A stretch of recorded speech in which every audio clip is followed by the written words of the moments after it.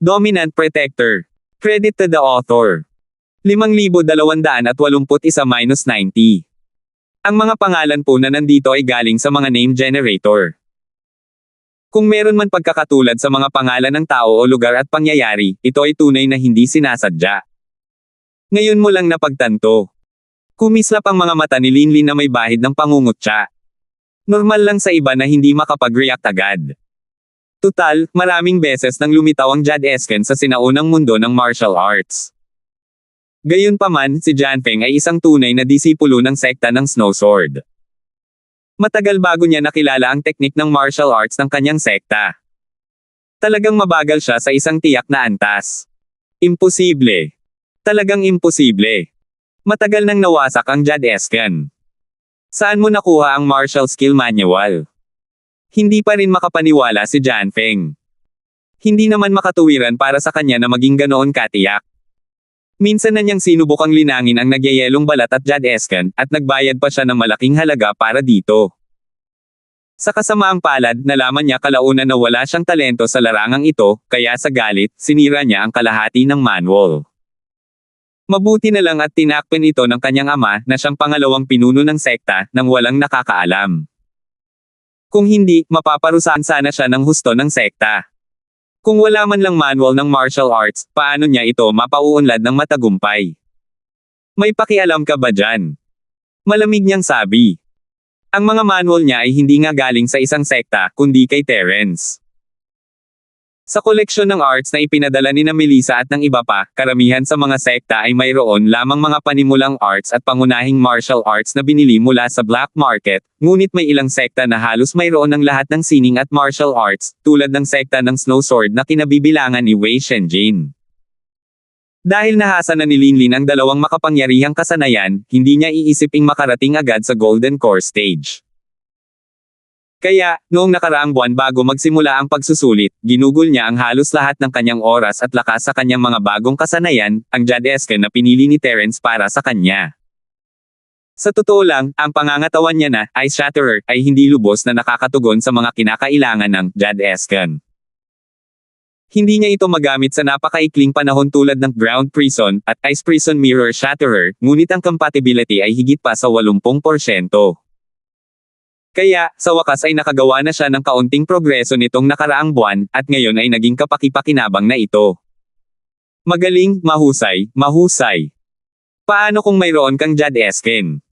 Medyo mas matibay lang ito.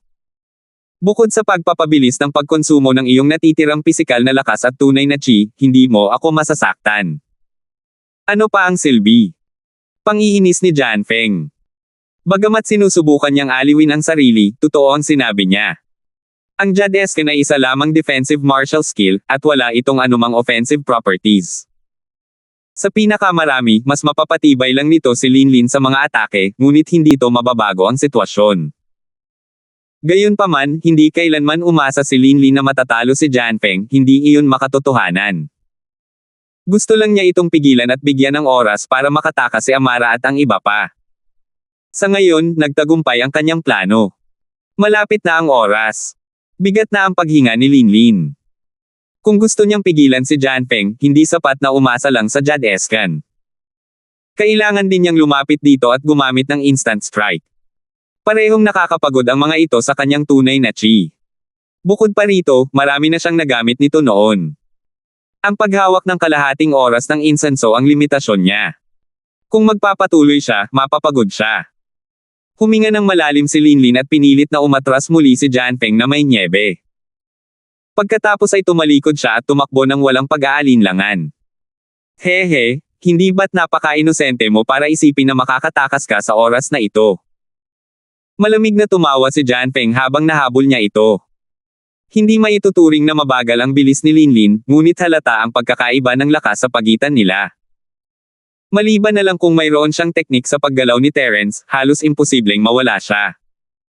Sa isang kisap mata, tinamaan ng palad ang likod ni Linlin. Kahit na gumamit siya ng Jade Esken para mawala ang halos lahat ng kapangyarihan, dumura pa rin siya ng dugo. Gayunpaman, hindi siya tumigil. Sa halip, ginamit niya ang puwersa ng palad para mas mabilis na makatakas. Tingnan natin kung hanggang kailan ka magiging duwag. Tuluyan nang nakalimutan ni Janfeng si Amara at ang iba pa. Para maging eksakto, wala siyang pakialam sa mga taong ito. Ang tanging taong kailangan niyang paalisin ay itong si Linlin.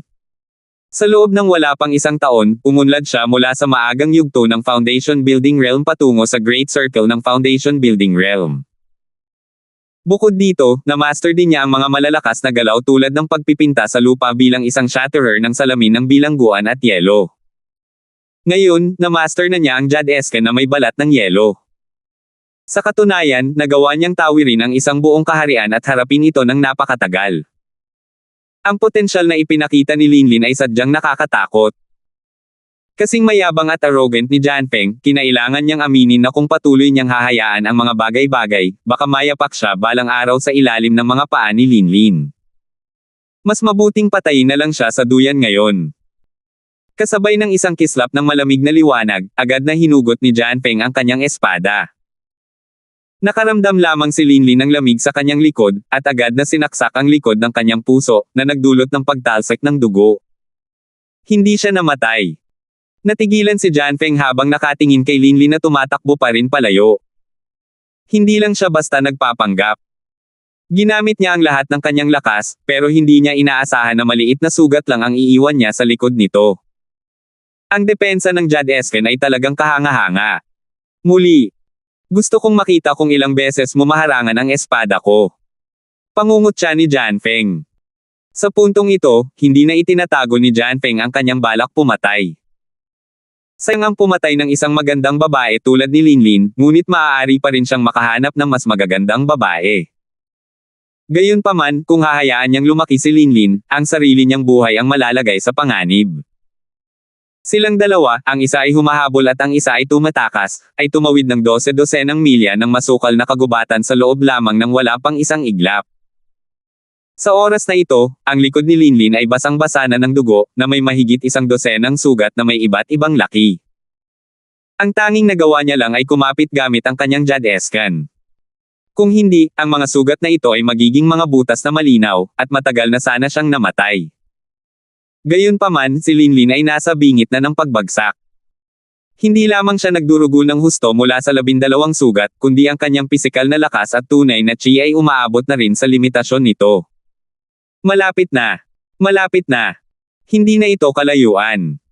Patuloy na hinuhugasan ni Linlin ang sarili niya habang naglalakad. Ito lang ang paraan para mapilitan niyang huwag mahulog. Kahapon lang siya napadaan sa lugar na ito. Gayunpaman, ng oras na iyon, naramdaman niya ang aura ng isang hindi pangkaraniwang makapangyarihang spirit beast dito, kaya hindi sila nang ahas na lumapit ng padalos-dalos. Sa huli, maingat silang umiwas dito. Ngayon, ang hindi kilalang makapangyarihang spirit beast na ito ang naging tanging pagkakataon niya para mabuhay. Kailangan niyang mag-isip ng paraan para ma-alerto ang hindi kilalang spirit beast na ito at ma-target nito si Janfeng.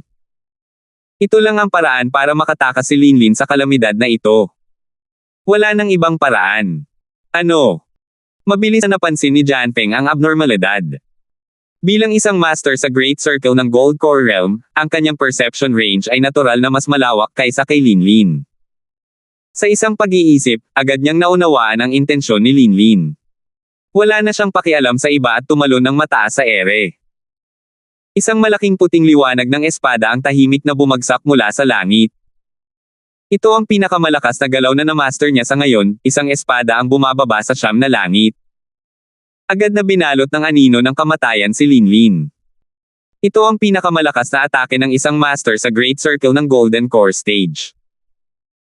Hindi pa kasama rito ang malubhang pinsala na natamo niya at sa pagtatapos ng kanyang buhay, kahit na nasa tugatog na siya ng kanyang kapangyarihan, hindi niya ito makakayanan at mamamatay ng walang duda. 5,282. Biglang tumigil si Linlin at marahang bumantong hininga, Palm, Terence. Ipinagkatiwala ni Terence kay Amara at sa iba pa, at ginawa niya ang lahat ng kanyang makakaya. Kahit na hindi niya magarantya ang kaligtasan ng lahat, malinis ang kanyang konsensya at maaari siyang mamatay ng mapayapa. Habang ipinipikit ni Linlin ang kanyang mga mata at hinihintay ang kanyang kamatayan, isang figure ang biglang lumitaw sa tabi niya. Maya-maya, isang pamilyar na nagyayelong aura ang lumitaw at pumailanglang sa kalangitan. Hinaranggan nito ang isang espada ni Jianfeng na tumatama sa siyam na langit. Bagamat wala pang kalahating iglap, sapat na ito para mailigtas niya si Linlin mula sa panganib. Walang awang Ice Force. Kumaibot ang mga talukap ni Jianfeng nang makita niya ito. Ang pamilyar na malamig na aura na ito ay ang walang emosyong Ice Force. Halata ang pagkakakilanlan ng taong ito, si Wu Qing. Ikaw ba yan? Hindi lang si Jianfeng ang nagulat. Maging si Linlin, nakakaligtas lang, ay labis na nagulat kaya hindi siya nakapagsalita matapos makita ang hitsura ng lalaki. Bakit naman siya ililigtas ni Wu Qing nang walang dahilan? Hindi kailanman sinabi ni Terence kahit kanino ang tungkol sa katotohanang palihim niyang nasakop sina Wu Qing at ang iba pa. 2 tao lamang ang nakakaalam nito, siya at si Donovan. Walang alam si Linlin sa kwento sa loob, kaya naman gulat na gulat siya na parang si Jianfeng na parang nyebe. Tere na, sabi niya. Walang balak si Wu Qing na ipaliwanag ang buong kwento, at agad na sinenyasan si Linlin na tumakas muna. Bagamat mahina si Linlin ngayon, binigyan siya ni Terence ng maraming gamot para gumaling ang kanyang mga pinsala, at gagaling din siya sa maikling panahon. Hanggat mag-iingat siya, dapat ay maprotektahan niya ang kanyang sarili. Maraming salamat. Alam ni Linlin na hindi pa ito ang tamang oras para magalit. Nagpasalamat siya kay Wu Qing at tumalikod para umalis. Hindi lang niya kailangan gamutin ang kanyang mga sugat, kailangan din niyang makipagkita kina Amara at sa iba pa bago sila makalayo ng husto. Kung tungkol naman sa kung bakit siya iniligtas ni Wu Qing, malalaman niya lang kalaunan. Nang makitang tumatakas si Linlin, natarante si Jianfeng. Gusto niyang sumugod muli, ngunit binalot na siya ng walang awang puwersa ng ice. Kumabog ng malakas ang kanyang puso, at hindi siya naglakas loob na kumilos ng padalos-dalos. Sa halip, tiningnan niya si Wu Qing nang may takot. Anong problema? Tinutulungan mo ba sila? Tiningnan muli ni Jianfeng si Wu Qing nang may hindi magandang ekspresyon. Dapat ay kaaway ni Terence si Wu Qing, at siya ang nasa gitna niya. Ano ang sinusubukang gawin ng lalaking ito sa pagliligtas kay Linlin? Masaya ako. Walang pakialam na sabi ni Wu Qing, walang ekspresyon ang mukha. Ito ay isang gawain na ibinigay sa akin ng mga nakatataas, at ikaw pa ang nangahas na pahirapan ako. Saan mo nakuha ang ganyan kalaking lakas ng loob? Malamig na singgal ni Jianfeng. Dati, dahil sa kanyang kawalan ng lakas, kailangan pa rin niyang magpakita ng kaunting respeto kay Wu Qing. Ngunit ngayon, hindi na kailangan iyon. Talaga. Iyan ang misyon mo, wala itong kinalaman sa akin. Ang utos ko ay huwag mong guluhin si Terence, iyon lang. Walang pakialam na sabi ni Wu Qing. Ikaw. Hindi napigilan ni Jianfeng ang mabulunan. Wala siyang sapat na kumpiyansa dahil mahigpit na utos ito mula sa punong himpilan na huwag guluhin si Terence. Sarili niyang desisyon na hilingin sa propesor na harapin ang mga tauhan ni Terence. Maaari niya itong gawin ng palihim, ngunit hindi niya ito maaaring sabihin ng malakas. Kung hindi, ito ay pagsuwi sa mga utos. Kahit ang propesor ay walang lakas ng loob na gawin ito, lalo na siya. Kung gayon, hayaan mong itanong ko sa iyo, malinaw na nasa huling yugto ka pa lamang ng Ores Core Stage noon. Paano biglang naging katulad ng sa Perfected Ores Core Stage ang lakas mo? Talaga bang itinago mo ang lakas mo? Nakasimangot na sabi ni Jianfeng. Ngayon lang, hinarang ni Wu Qing ang kanyang 9th Heaven Plummeting Sword Strike gamit lamang ang Materialized Heartless Ice Power. Kahit kalahating segundo lang iyon, sapat na iyon para patunayan na ang lakas ng lalaking ito ay kapareho ng sa kanya, at na isa na siyang eksperto sa Perfected Gold Core Realm. Dapat malaman na ang walang pusong kapangyarihang yelo ay isa lamang aura, at hindi isang offense iba o depensibong galaw sa mahigpit na kahulugan. Ang katotohanan na nagawa ito ni Wu Qing sa tulong ng walang pusong kapangyarihang yelo ay nakakagulat sa lahat. Kahit si Jianfeng ay kinailangang aminin na kahit nasa parehong antas sila, kung maglalaban sila, ang tsansa ng kabilang panig na manalo ay malinaw na mas mataas kaysa sa kanya. Ganito rin sa iyo. Hindi ba't pareho kayo? Sumulyap si Wu Qing sa kanya, at ang gilid ng kanyang labi ay nakataas at naging isang mapanuyang ngiti. Sa tingin mo ba ay mas mataas ka sa akin dahil lang sa iniwan mo ako at palihim na hinangaan ang tuktok? Alam mo ba talaga? Mas lalong nagulat si Jianfeng. Malinaw na sinabi sa kanya ng doktor na nakasalamin na ang pangunahing programa sa pagsasanay ng punong tanggapan ay mahigpit na kumpidensyal at hindi kailanman ipapaalam kahit kanino. Paano nalaman ng lalaking ito? Kaya mo ba talagang gawin ito nang walang nakakaalam? Sumulyap si Wooking sa kanya mula sa gilid ng mga mata nito. Sumali ka rin ba sa mesensi ng programa ng pagsasanay? Lalong naguluhan si Jan Feng. Pinag-isipan niyang mabuti kung paano mas pinahahalagahan ng doktor na nakasalamin si Wooking bago niya ito sinubukang ligawan. Hindi imposibleng idagdag niya ito sa pangunahing programa ng pagsasanay. Tila hindi nakangiti si Wooking, hindi inaamin o itinatanggi. Sa paningin ni Jan Feng, tila mas misteryoso pa si Wooking. Siyempre, hindi niya kailangang ibunyag ang relasyon niya kay Terence. Hayaan na lang niya ang lalaking ito. Gaya ng inaasahan, habang pinag-iisipan ito ni Jan Feng, lalo siyang nakukumbinsi. Ang mabilis na pag-unlad ni Wooking mula sa huling yugto patungo sa perpektong kaharian ng Gintong Core ay ang huling buwan pa lamang bago siya pumunta sa mesensi ng programa sa pagsasanay ng Central. Bagamat hindi ito kasing eksaherado ng sa kanya, sa pagkakaalam niya, tanging ang Central lamang ang may kakayahang umusad ng 2 antas sa loob lamang ng 1 buwan. Kung bakit hindi nakarating si Wooking sa 6 na sunod-sunod na antas tulad ng ginawa niya, at sa halip ay huminto sa malaking bilog ng Golden Core Stage, hindi mahirap hanapin ang dahilan. Nang lumahok siya sa mesensi ng pagsasanay, sinabihan siya na dahil sa kasalukuyang teknolohiya sa sentro ng sekular na mundo, mabilis lamang silang makakarating sa malaking bilog ng Golden Core Stage, at iyon na ang limitasyon. Kung tungkol naman sa bagong tatag na Soul Stage, ang teknolohiyang iyon ay nasa eksperimental pa lamang na yugto, malayo pa sa pagiging sapat na gulang para maisigawa. Dahil sa panghihimasok ni Wooking, hindi na makatotohanan para kay Jan Feng na habulin si Linlin at ang iba pa. Hindi pa kasama rito kung mahahanap niya ulit sila sa maikling panahon, kahit na mahanap niya ito, wala itong silbi. Bagamat hindi masyadong nagsasalita si Wooking, ang mga kilos nito ngayon ay malinaw na nagpakita ng kanyang saloobin. Kung maglalakas loob si Jan Feng na hawakan sina Linlin at ang iba pa, aatakihin niya si Jan Feng. Dahil sa harap ni Wooking, na nakapag-ipon ng kapangyarihan sa paglipas ng mga taon, at ang di masukat na kapangyarihang ipinakita niya, wala talagang kumpiyansa si Jan Feng na labanan ito ng harapan. Walang pakinabang sa pagkapanalo, ngunit kung matatalo siya, matatanggihan siya. Hindi ba't sayang lang ang pagsisikap? Bakit mo pinuprotektahan si Linlin ng ganoon? Tanong ni Jan Feng sa malalim na boses. Nasabi ko na masaya ako. Walang ekspresyon pa rin si Wooking, at walang makakaintindi sa iniisip niya. Ikaw. Galit na galit si Jan Feng na halos mamatay na siya. Ayos lang na sumugod ang lalaking ito para sirain ang plano niya, pero hindi man lang siya nagbigay ng kahit kaunting paliwanag. Saang panig ba ang lalaking ito? 5,283. Hindi nagsalita si Wooking, at tinitigan lang siya. Para masigurong ligtas na makakatakas sina Linlin at ang iba pa, kinailangan niyang bantayan si Jan Feng ng kahit 1 oras.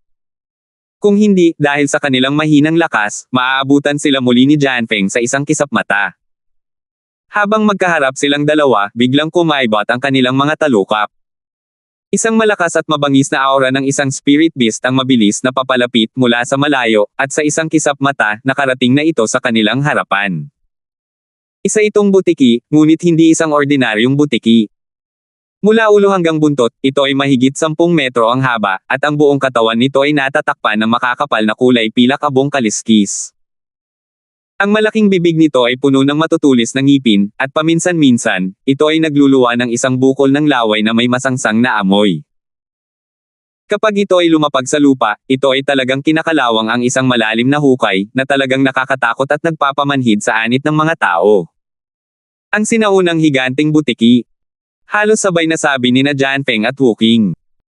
Walang duda na isa ito sa 10 pinakamabangis at pinakanakakatakot na mga espiritong halimaw sa maliit na Jiangho noong sinaunang panahon. Hindi nila inakala na iiral ito sa lugar na ito. Hindi tumigil ang sinaunang bayawak, ni wala itong balak na mag-aksaya ng oras sa kanilang dalawa. Umungol ito at sumugod patungo kay Wooking, na siyang pinakamalapit dito. Gayunpaman, hindi ito nakakagulat. Ang sinaunang higanting butiki ay sikat dahil sa lakas nito, ngunit sikat din ito dahil sa kawalan ng utak. Bukod sa pagkakaroon ng malakas na pakiramdam ng teritoryo, ang isip ng taong ito ay lubos na magulo. Wala itong malinaw na kamalayan, tanging ang pinakasimpleng likas na ugali ng hayop lamang. Sa antas nito, ang sinumang ibang espiritual na halimaw ay magkakaroon ng katalinuhan at ang kanilang katalinuhan ay hindi magiging mas mahina kaysa sa mga tao. Sa kasamaang palad, ang Primordial Monitor Lizard ay kinikilala bilang isa sa mga pinakabaliw na espiritual na halimaw. Gaano man kataas ang antas ng lakas nito, isa pa rin itong mabangis na halimaw na ang alam lang ay pumatay.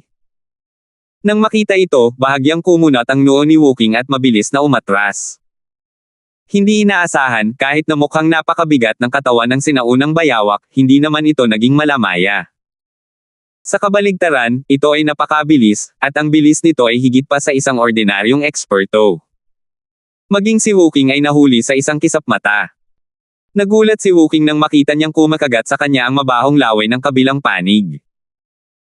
Agad niyang pinakawalan ang kanyang pinakamahuhusay na ataking yelo nang walang anumang pag-aalinlangan, dahilan para bumaba ang bilis ng sinaunang bayawak. Kapareho ito ng itim na mantis na nakasalubong ni Linlin at ng iba pa kanina. Ito ang uri ng ataking yelo na pinakamahirap labanan, at ang mga epekto nito ay kahanga-hanga. Sinamantala ni Wookiee ang pagkakataong makatakas. Ang sinaunang higanteng butiki na ito ay malinaw na maihahambing sa isang eksperto sa pambihirang kaharian ng ginto. Kung makagat siya nito, mamamatay siya o masasaktan, lalo na ang laway na iyon, na lubhang nakakatakot. Kaunting laway lang nito ay kinakalawang na ang malaking butas sa kanyang katawan.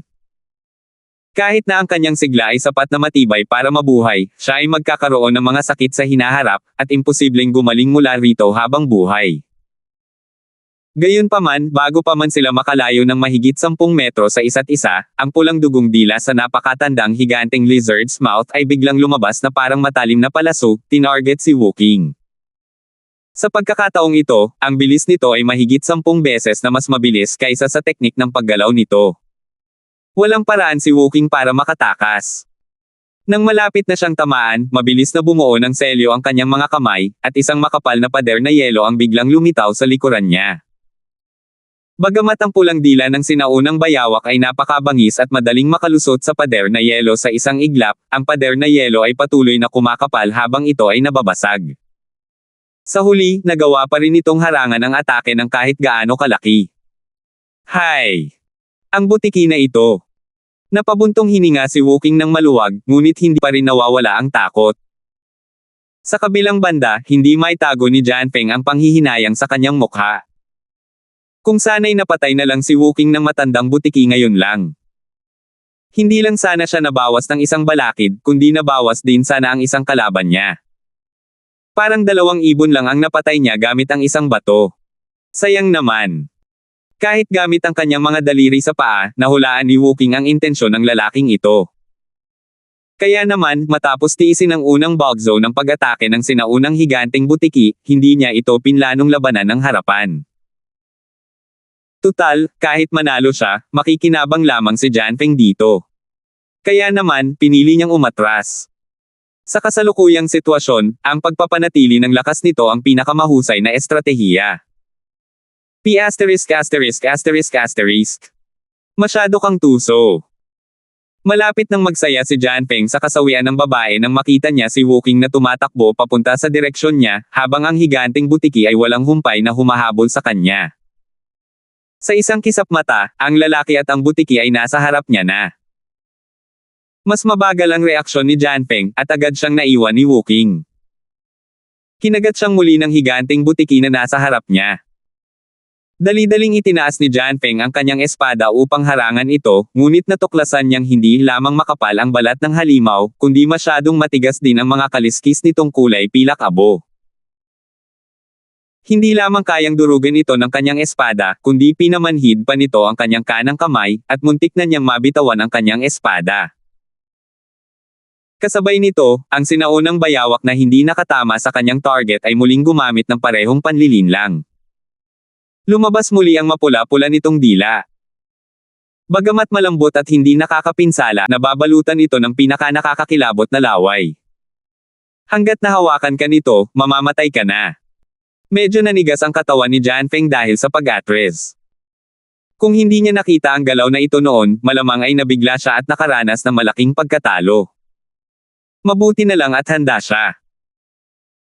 Sa sandaling lumabas ang pulang dila ng sinaunang higanteng butiki, agad siyang bumaba mula sa langit at ginamit ang espada ng ikasyam na langit, at pinutol ang dila. Isang putol na dila na ilang talampakan ang haba ang tumalon sa lupa. Ang napakatandang higanteng butiki, na dumanas ng matinding pagkatalo, ay agad na nagpakawala ng isang napakalakas na ungol na nakakarinig. Ang mga ugat sa buong katawan nito ay tumitibok ng malakas, at ang mga matang mabangis na halimaw nito ay agad na napuno ng dugo. Nagsimula na itong mabaliw. Kumalabog ang puso ni Jianfeng nang maramdaman niya ang brutal na aura mula sa sinaunang higanteng butiki. Nakatusok siya ng pugad ng putakti. Malinaw na taglay nito ang katalinuhan ng isang mabangis na halimaw, ngunit isa ito sa 10 pinaka-nakakatakot na espiritual na halimaw sa sinaunang mundo ng pakikipaglaban. Walang duda tungkol sa lakas ng sinaunang butiki. Halos walang talo ito sa mga kapantay nito. Kung ang orihinal nitong lakas sa pakikipaglaban ay isa, pagkatapos magwala, ang lakas nito sa pakikipaglaban ay hindi bababa sa 5, o higit pa. Sa harap ng ganitong pag-iral, sa kasalukuyang lakas ni Jianfeng, hindi sigurado kung mananalo siya. Kahit manalo pa siya, tiyak na mawawalan siya ng buhay. Bukod pa rito, pinapanood siya ni Woking na parang tigre na nagmamasid sa kanyang biktima. Kanina pa niya pinagmamasdan si Woking, at mahirap sabihin kung wala rin sa plano si Woking sa oras na ito. Sa sandaling magwala ang sinaunang higanteng butiki, tumalikod si Jianfeng at tumakbo ng walang pag-aalinlangan. Wala na siyang pakialam sa pagtatago. Mainit ang araw noon, ngunit bawat hakbang niya ay nag-iiwan ng malinaw na snow sill sa ilalim ng kanyang mga paa na mabilis na natutunaw. Sa bawat natutunaw na snow sill, ang bilis ng paggalaw ng kanyang katawan ay tumataas ng isang binga. Matapos makatapak sa 10 snow sill, ang bilis ng paggalaw ng kanyang katawan ay hindi bababa sa doble ang bilis kaysa dati. Walang bakas sa nyebe. Biglang bumilis ang tibok ng puso ni Woking nang makita ito. 5,284. Bagamat si Jianfeng din ang pinuno ng nakababatang henerasyon sa maliit na Jiangho noong sinaunang panahon, marami sa kanyang mga punto ay nagmula sa iba't ibang promosyon ng kanyang ama, ang pinuno ng Vice Sect ng Snow Sword Sect. Kung ito ay batay lamang sa sariling talento ni Jianfeng, siya ay bahagyang namumukod tangi. Hindi siya maaaring ihambing sa isang tunay na henyo tulad ni Tianyong. Kahit si Linlin ay maaaring mag-iwan sa kanya ng malayo sa likuran. Bilang nangungunang kabataan ng nakaraang henerasyon, si Woking ay isang tunay na henyo. Natural lang, hindi niya hahamakin ang isang pangalawang klaseng nangungunang kabataan tulad ni Jianfeng. Gayunpaman, hindi niya inasahan na ang lalaking ito ay may taglay na mga kasanayan. Ang walang bakas na hakbang sa nyebe ay isa sa mga pinakamahusay na pamamaraan ng paggalaw sa sekta ng espada ng nyebe. Ang bilang ng mga taong kayang makabisado ang pamamaraan ng paggalaw na ito sa buong sekta ng espada ng nyebe ay mabibilang gamit ang mga daliri. Hindi ito madali. Tumatakbo si Jianfeng papunta sa direksyon ni Woking. Ngayong galit na ang Primordial Monitor Lizard, hindi masukat ang bilis nito gamit ang sentido komon. Kahit na mayroon siyang walang bakas na snow steps, maaaring hindi niya ito maalis. Maaari na rin niyang gawin ang ginawa ni Woking kanina at idirekta ang gulo sa butiki. Kapag may 2 taong hinahabol ng isang tigre, hindi kailangang tumakbo palayo sa tigre para makatakas. Karaniwang sentido komon na maaaring maunahan ng isa ang isa pa. Pareho silang perpektong eksperto sa Gold Core, at pareho silang nagmula sa sekta ng Snow Sword. Sa aspetong ito, malinaw na may bentaha si Jianfeng na magkaroon ng mga walang bakas na snow step para protektahan siya, maliban na lang kung alam din ni Woking kung paano subaybayan ang mga snow step. Nakakalungkot na hindi nagsikap si Woking sa aspetong ito. Tutal, kahit may talento siya, hindi madaling matutunan ang walang bakas na nyebe. Bukod pa rito, ang movement martial technique na ito ay hindi gaanong akma sa kanya. Sa madaling salita, hindi ito akma sa kanyang ugali. Kung susubukan niya itong sanayin ng may lakas, kalahati lang ang makukuha niyang resulta sa dobleng pagsisikap. Ang isang makatuwiran at makatutuhanang tao tulad ni Wooking ay tiyak na hindi gagawa ng ganoong bagay. Gayunpaman, medyo nanghinayang si Wooking ngayon. Kung alam lang niya na mangyayari ito, doble sana ang oras na ginugol niya sa pagsasanay. Hindi sana siya nahulog sa ganitong kahirap-hirap na sitwasyon. Sa loob lamang ng maikling panahon, naiwan siya ng walang bakas na espada ng nyebe, habang ang walang utak na sinaunang butiki ay automatikong inilipat ang puot nito sa kanya, na siyang pinakamalapit. Hehe, mauna na ako, magsaya ka na lang. Kampante na tumawa si Janfeng at umalis. Hindi naman sa ayaw niyang manatili at panoorin ang nahihiyang itsura ni Wooking, pero alam na alam niya kung gaano kaitikot si Wooking. Alam na alam niya na kung mananatili siya, tiyak na magkakaroon ng daan-daang paraan si Wooking para hilahin siyang pabalik sa labanan. Kaya, mas mabuting umalis muna para ligtas. Sa tingin mo ba makakatakas ka? Napanganga na lang si Wooking at inatake ang sinaunang butiki.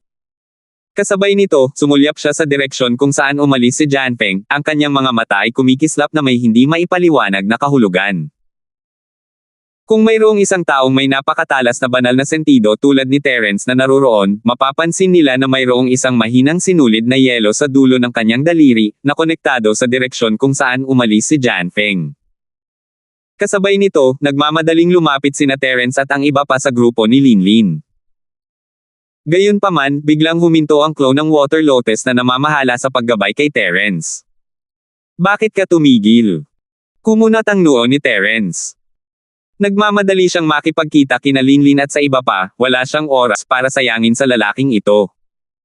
Nagkahiwa-hiwalay na ang grupo ng mga taong hinahanap mo. Sabi ng clan ang may lotus sa tubig. Nakasalubong mo ba ang spirit beast na tinutukoy mo? Mabilis na tanong ni Terence. Oo, may isang babaeng naiwan para maantala sila. Ligtas na nakalikas ang iba pang mga tao. Tumango ang clone ng Water Lotus at idinagdag, gayunpaman, ang problema nila ay hindi ang espiritual na halimaw na nabanggit ko lang, kundi isa pang ekspertong tao. Ang kanyang lakas ay tila hindi simple.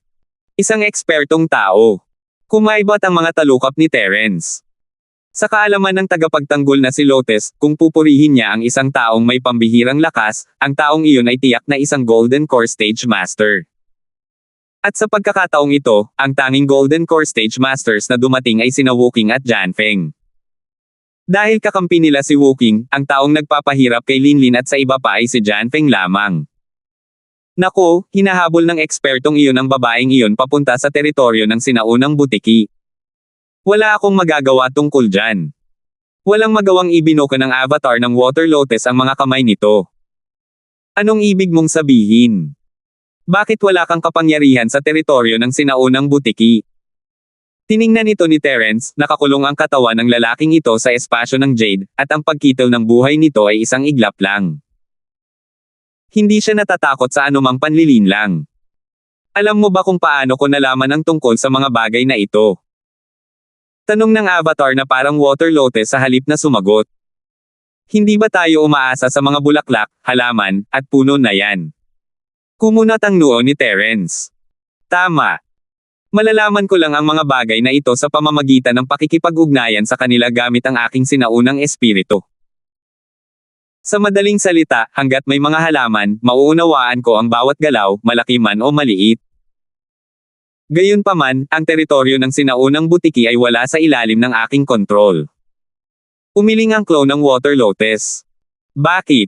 Tanong ni Yubi para sa kanya. Iyan ay dahil may maiiwang laway saan man madaanan ang sinaunang butiki. Kaunting laway lang nito ay maaaring pumatay sa katalinuhan ng lahat ng halaman. Walang silbi ang mga halamang iyon kahit buhay pa sila dahil kung walang katalinuhan, hindi sila makakapag-usap. Natural lang, wala sila sa kontrol ko. Mukhang tapat ang avatar ng Water Lotus nang sabihin nito, at walang bakas ng pagsisinungaling. May katalinuhan din ba ang mga halaman? Tanong ni Logan, nang may kuryosidad. Siyempre meron. Anumang halaman na may kaunting klima ay magkakaroon ng espiritual na katalinuhan. Kung tungkol naman sa mga espiritual na halaman sa iyong mga mata, sila ang pinakamaganda sa kanila. Kung hindi, paano sila makakalap ng napakaraming espiritual na enerhiya mula sa langit at lupa para pakainin sila ng walang dahilan? Tanong ng avatar ng Water Lotus. Nang marinig niya ang salitang, spirit herbs, biglang dumilim ang mukha ni Logan. Ang 2 bag ng spirit herbs na pinaghirapan niyang tipunin sa ilalim ng lupa ay itinapon na nang makilala niya ang kapa.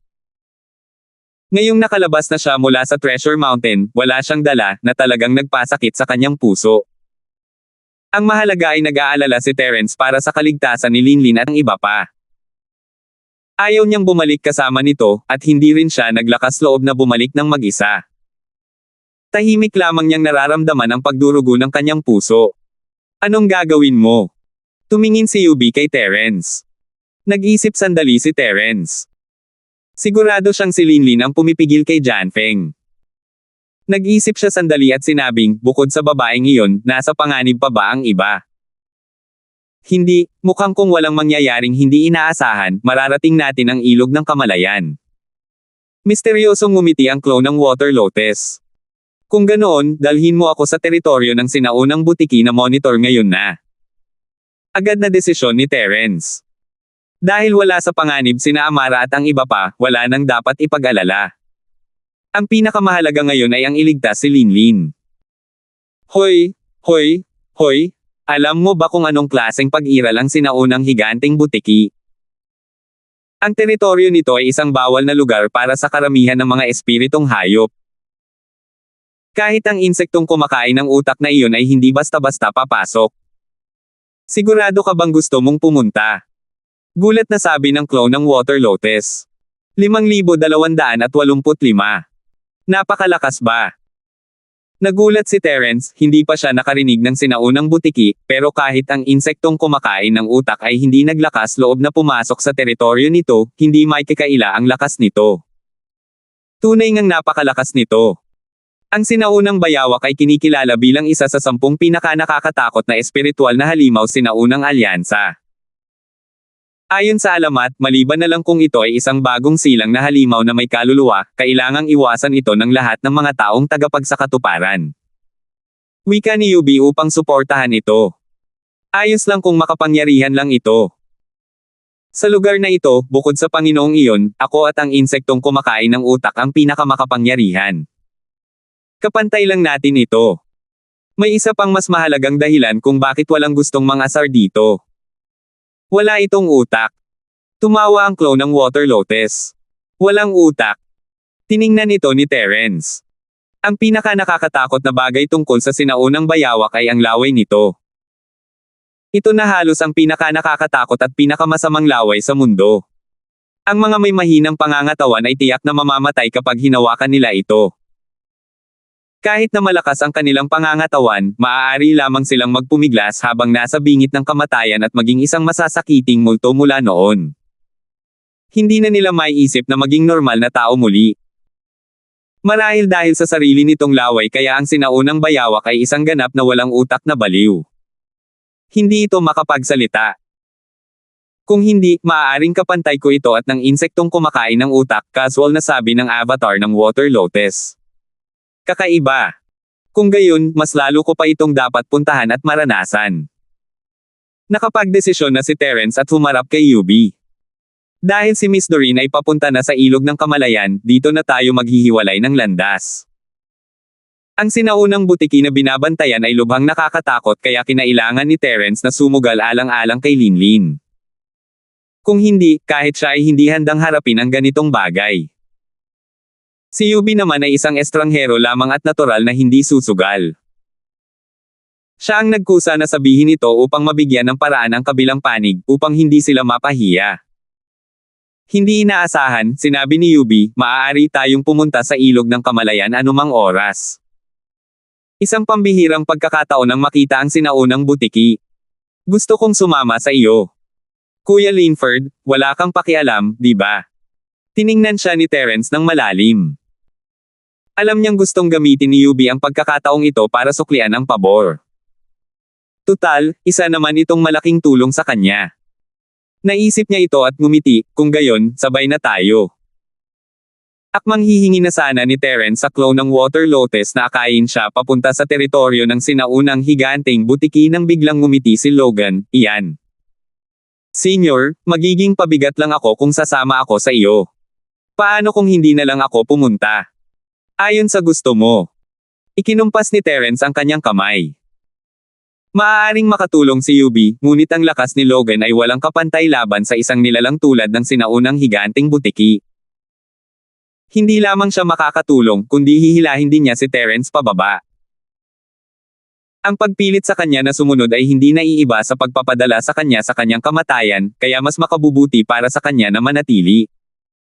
Opo, opo. Salamat sa iyong pag-unawa, Senior. Magkaroon ka ng ligtas na paglalakbay. Tuwang-tuwa si Logan. Natatakot siya na baka gugustuhin siyang maging kalaban ni Terence, ngunit hindi niya inaasahan na si Terence ay ganoon kadal kausapin. Bagamat lubhang mapanganib para sa kanya ang gumalaw ng mag-isa sa masukal na kagubatan gamit ang kanyang lakas, mas mabuting itapon na lang ang kanyang buhay sa teritoryo ng sinaunang higanteng butiki. Hanggat mananatili siya at mag-iingat na huwag mag-isip ng anumang kayamanan, dapat ay mapanatili niya ang kanyang buhay. Hindi nag-abala si Terence na makipagtalo sa isang maliit na isdang tulad niya. Hinayaan niyang manguna ang clone ng Water Lotus at nagtungo sa teritoryo ng sinaunang bayawak kasama si Yubi. Matagal na pinag-aralan ni Logan ang mapang ibinigay sa kanya ni Reggie bago naglakad patungo sa direksyon ng Ilog ng Kamalayan. Mag-isang gumagalaw, si Logan, na nag-aalaga ng kalusugan, ay maingat sa bawat hakbang niya. Hanggat may kaunting senyales ng problema, agad siyang makakahanap ng mapagtataguan. Bagamat medyo maingat ang paggawa nito, ang bentaha ay hindi siya madaling mamatay. Tutal, ang kaligtasan ang uunahin.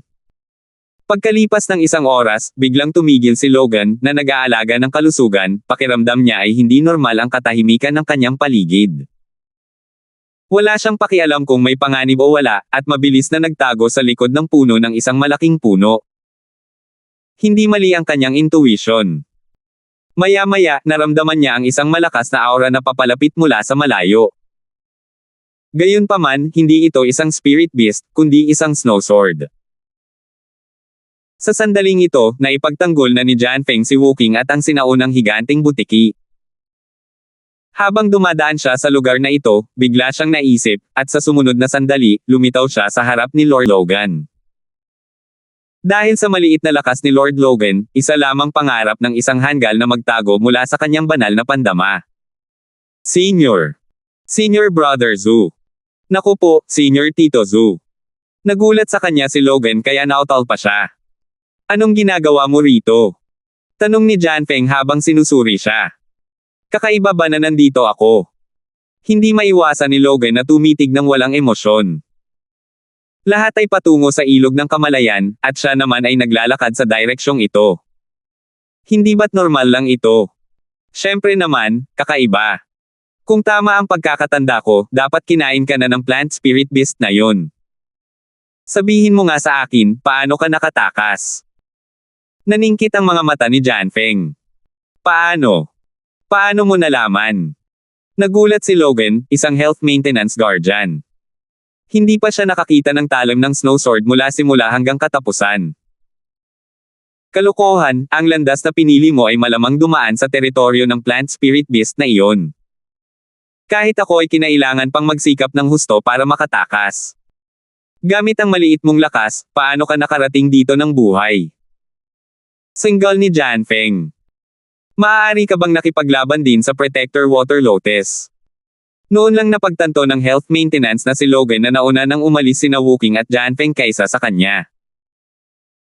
Mula sa sinabi ni Jianfeng, malamang na pinili niya ang landas na tinahak nila ni Yubi. Bukod pa rito, nakaranas siya ng ilang lubhang mapanganib na sitwasyon, kaya naman ganoon ang kanyang tanong. Tagapagtanggol ng Water Lotus. Kumuna ang noo ni Jianfeng at sinabi sa sarili, kaya ang tunay na anyo ng bagay na iyon ay isang water lily. Paano ito magiging isang water lily lamang kung kaya nitong kontrolin ang napakaraming makapangyarihang halaman para kubkuban ako ng sabay-sabay? Kaya hindi mo pa nakikita ang tunay nitong anyo. Nagulat na naman si Logan. Akala niya ay direktang lalabanan ni Janfeng ang Water Lotus Protector tulad ni Terence, ngunit hindi niya inaasahan na hindi lang pala direktang nilalabanan niya ang mga halamang kontrolado ng Water Lotus Protector. Hindi niya maiwasang minamaliit ito. Sa itsura nito, ang kaya lang ni Janfeng labanan ay ang mga bagay na katulad ng bulaklak na kumakain ng tao na may kambal na tangkay, ngunit natamba ni Terence ang katawan ng Water Lotus Protector. Halata ang pagkakaiba sa pagitan nilang dalawa. Totoo ngang si Janfeng ay isang Golden Core Stage Master, isang mataas at makapangyarihang nilalang na tanging si Logan lang ang kayang handgun, pero si Terence ay isang malakas na lalaking walang pakialam sa pagsugpo sa mga level. Ang pagbagsak kay Lotus, isang protector, ay sapat na para ipaliwanag ang lahat, kaya walang duda na mas malakas si Terence kaysa kay Janfeng. Hindi siya kakampi ni Terence, pero ipinagmamalaki niya ito. Kahit sa harap ni Janfeng, mayroon siyang kakaibang pakiramdam ng pagiging superior. Ang mentalidad ng isang maliit na figure na tulad niya ay napakabanayad. 5,286. Nakita mo na ba yan dati? Paano ka nakaligtas? Tiningnan siya ni Janfeng nang may paghihinala. Siyempre nakita ko na siya dati, pero maswerte akong nakilala ko si Terence Chenbei na nagligtas sa akin. May bahid ng pagmamalaki sa tono niya, at may bahid pa nga ng pagmamayabang. Tutal, bukod kina Linlin at sa iba pa, wala masyadong taong gagawing sakripisyo ni Terence para ililigtas, isang pambihirang karangalan iyon. Yung may apelyidong Linford. Magkukusa ba siyang iligtas ka? Sumulyap si Janfeng sa kanya nang hindi makapaniwala. Alam niyang may ilang interaksyon sina Logan at Terence, pero sa pananaw niya, dahil lang iyon sa pinilit ni Terence si Logan na gumawa ng mahirap na trabaho para sa kanya. Hindi siya naniniwala na kakampi ni Terence si Logan, kung hindi ay matagal na sana niyang naharap ang lalaking ito. Sigurado yan, sabi ng health maintenance na si Logan na may kapal ng mukha. Totoo ngang iniligtas siya ni Terence, pero para lang sa kaginhawahan. Kung alam niya sa simula pa lang na nakulong siya ng bulaklak na kumakain ng tao na may kambal na tangkay, baka hindi na lang siya pag-aksayahan ni Terence ng oras. Pinupuri lang niya ang sarili niya. Nagduda si Janfeng tungkol dito. Hindi siya lubos na naniwala sa mga sinabi ni Logan, ngunit ang totoo ay ligtas at maayos ang kalagayan ng lalaking ito. Sinabi niya nang may bahagyang ngiti, kaya ba maayos ang relasyon ninyo ng lalaking Linford na iyon? Hindi. Hindi masama. Medyo nakaramdam ng pagkakasala si Logan ngayon. Hindi naman sa ayaw niyang makipagkaibigan kay Janfeng, pero naalala niya na hindi magkasundo sina Janfeng at Terence. Paano kung magdesisyon si Janfeng na patayin siya para mailabas ang galit niya? Dahil sa lakas niya, hindi man lang siya makakatakas. Kung ganoon nga, sumunod ka muna sa akin ngayon. Baka hanapin ka rin ng lalaking Linford na iyon mamaya, nag-isip sandali si Janfeng at sinabing. Umalis kasama ka.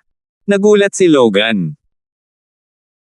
Kung dati lang, matutuwa siyang may akap ang binti ni Janfeng sa ganitong lugar, pero ngayong naisulat na niya ang pangalan ni Terence sa ulo nito, ano pa kaya ang maitutulong ng pagsunod kay Janfeng? Hindi ka masaya. Tiningnan siya ni Janfeng mula sa gilid ng mga mata nito. Bueno. Hindi naman sa ayaw ko, pero ano ang kinalaman mo kung hindi pumunta sa akin si Terence Chenbei? May paghihinalang bulong ni Logan. Hindi niya alam kung ano ang pinaplano ng kabilang panig, pero lagi siyang kinakabahan. Tumigil ka na nga. Aalis ka na ba o hindi? Nanlaki ang mga mata ni Janfeng. Tara na. Sasamahan kita. Gulat na gulat si Logan. Hindi siya nang ahas na harapin si Janfeng ng harapan. Isa pa, hindi naman talaga masamang sumama sa kanya sa oras na ito. Mabuti na lang at hindi siya mahuhulog sa bibig ng ibang mga espiritong halimaw, at kahit papaano ay mas ligtas na ang buhay niya.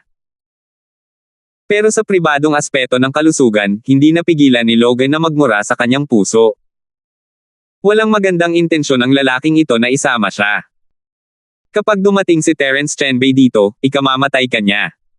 Paano kung isa kang Golden Core Stage Master? Noong nakaraan, halos hindi niya matalo si Linlin, lalo na si Terence Chenbei. Kaya pang ang paamuin ni Terence Chenbei ang Water Lotus Protector, na si Janfeng. Pagkatapos ng 2 hakbang, biglang nagtanong ang health maintenance na si Logan, saan tayo pupunta? Kailangan mo pa bang magtanong? Siyempre, ilog ito ng Kamalayan. Sabi ni John Feng habang nangunguna at lumakad pasulong. Gamit ang kanyang lakas, natural na hindi niya kailangang maging kasing ingat ng Logan. Maliban na lang kung ito ay isang nilalang tulad ng sinaunang higanteng butiki, ang mga ordinaryong espiritong hayop ay hindi magkakaroon ng oras para magtago kapag nakita nila siya. Kung wala silang mga mata, ang itim na mantis ay magiging isang magandang halimbawa. Medyo nag-alala si Logan na baka dalhin siya ng nyebeng si John Feng sa isang mapanganib na lugar, ngunit nang marinig niya na ito ay isang ilog ng Kamalayan, agad siyang nakaramdam ng ginhawa. Sunod-sunod na sumulong ang dalawa patungo sa ilog ng Kamalayan. Matapos ang mapayapang paglalakad ng 6 hanggang 6 na oras, biglang natigilan si John Feng na naglalakad sa unahan, at lubhang nagbago ang kanyang ekspresyon. Sus Mariosep. Paano sila napunta rito? Sino yan? Maingat na tanong ni Logan, palihim na tuwang-tuwa. Akala niya ay sina Terence at Yubi ang pinag-uusapan ng kabilang panig. Hehe, mag-isa ka lang. Pang-uuyam ni John Feng. Kumislap ang kanyang figure habang sinusubukan niyang iwaksi ang health maintenance na si Logan at umalis na lang. Bahagyang lumitaw ang snow sill sa ilalim ng kanyang mga paa. Nagamit na niya ang walang bakas na yapot ng nyebe. Bago pa man maintindihan ni Logan ang nangyayari, isang malakas na dagandong ang narinig niya mula sa malayo. Ilang sandali pa ay dumating ito sa kanyang harapan. Nang makita niya ang taong gumawa ng malakas na ingay, natakot siya ng husto. Namutla ang kanyang mukha at nauutal na sabi niya, Sinaunang. Sinaunang. Sinaunang higanteng butiki. Hindi lang ang sinaunang butiki. Lumitaw din si Woking. Kung ikukumpara dati, malinaw na mas mahirap ang sitwasyon ni Woking. Sa kabilang banda, ang sinaunang butiki ay may mahigit 100 malalalim at mabababaw na sugat sa katawan. Mas mabaliw ang kalagayan nito kaysa dati. Hindi napigilan. Masyadong mabilis ang sinaunang bayawak, at hindi ito matanggal ni Woking kahit gamit ang kanyang kapangyarihang yelo. Sinubukan niya lang itong pigilan ng ilang sandali bago siya makatakas. Pagkatapos, walang humpay siyang hahabulin ng sinaunang bayawak, at susubukan naman itong pigilan ng ilang sandali ni Woking. Naulit ang siklo, at sa wakas ay narating na nila ang lugar na ito. Karaniwan, bawat espiritong halimaw ay may kanya-kanyang teritoryo. Maliban sa ilang espesyal na dahilan, ang mga espiritong halimaw na ito ay bihirang umalis sa kanilang sariling teritoryo, dahil katumbas ito ng isang pampublikong deklarasyon ng digmaan laban sa iba pang mga espiritong halimaw. Akala ni Woking ay magiging maayos ang kanyang kalagayan hanggat nakatakas siya mula sa teritoryo ng sinaunang higanteng butiki. Sa huli, lumabas na labis siyang nag-iisip. Walang pakialam ang sinaunang butiki na ito sa mga sari-saring bagay na ito. Matigas lang ang ulo nitong hinahabol siya. Himan lang ito napigilan ng ibang mga espiritual na halimaw nang makita nila ito. Hindi sila hanggal. Matapos makasalubong ang isang walang utak na halimaw, hindi na sila nakataka sa tamang oras. Sino ang maglalakas loob na lumapit at maghain ng kamatayan? Naunang tumakas si John Feng, habang si Logan ay labis na natakot kaya't ang kanyang mga binti ay naging parang jelly nang makita ang eksenang ito. Natamba siya sa lupa sa takot, nagngalit ang kanyang mga ngipin ng matagal bago siya natisod at umatras. Mabuti na lang at ang atensyon ng sinaunang butiki ay nasa kay Woking sa lahat ng oras na ito.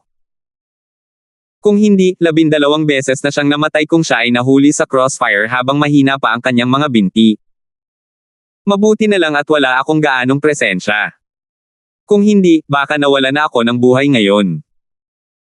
Umatras si Logan habang nagsasaya, ngunit bago pa man siya tuluyang maging masaya, bigla siyang nakaramdam ng matinding kirot sa kanyang likod. Mabilis niyang inilingon ang kanyang ulo at nakitang may mga hibla ng yelo na namuo mula sa manipis na hangin sa likuran niya. Ang mga ito ay siksik na parang sapot ng gagamba, manipis at malinaw, at napakatalas. Anong sitwasyon? Nabigla na naman si Logan. Napakakapal ng mga hibla ng yelo na halos nakaharang na sa lahat ng kanyang daanan para makatakas. Habang pinapanood niya si Wooking at ang sinaunang butiki na papalapit ng papalapit, talagang magiging pakain siya ng kanyan. 5,287. Mabilis na hinugot ni Logan ang isang maikling kutsilyo mula sa kanyang mga braso.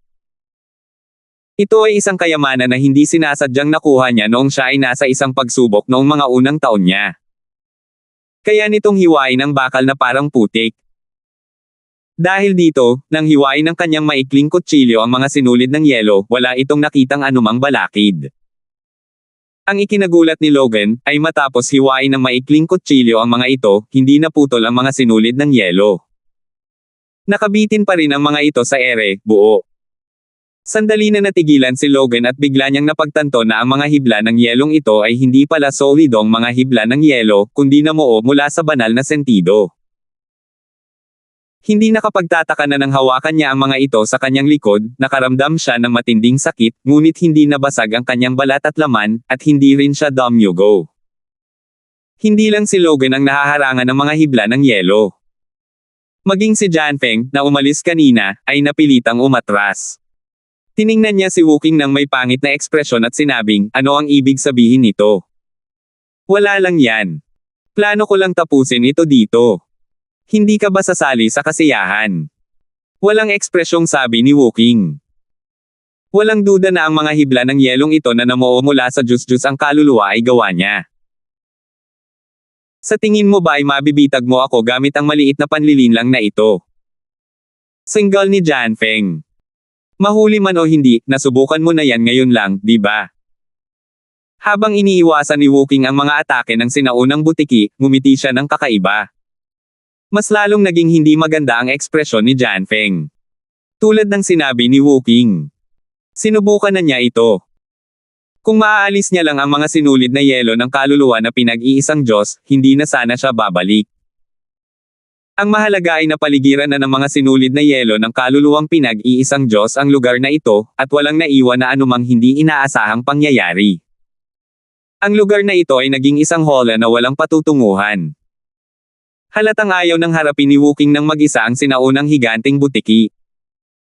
Maliban na lang kung magtulungan silang dalawa para maalis ang walang utak na halimaw na ito, hindi kailanman makakaalis si Jianfeng sa lugar na ito. Ito ba ang bagong hakbang mo? Tanong ni Jianfeng sa malalim na boses. Siyempre hindi. Walang pakialam na sagot ni Wooking. Matagal na niyang natutunan ang galaw na ito, ngunit dahil sa limitasyon ng kanyang lakas noon, ilang manipis na sinulid lamang ang kanyang nagawa. Hindi niya nagawang habihin ang mga ito para maging isang siksik na hola ng mga sinulid na yelo tulad ng ginagawa niya ngayon. Ano iyon? Tanong muli ni Jianfeng. Walang pusong sinulid na yelo. Hindi ito tinangkang itago ni Wooking. Ito ay isang kakaibang kasanayan na nagmula sa walang awang Ice Force. Sa lahat ng oras na ito, nakatuon siya sa walang awang Ice Force, at lahat ng mga galaw na kanyang pinagsanayan ay batay dito, kasama na ang walang pusong sinulid na yelo. Hindi na nagsalita pa si Jianfeng.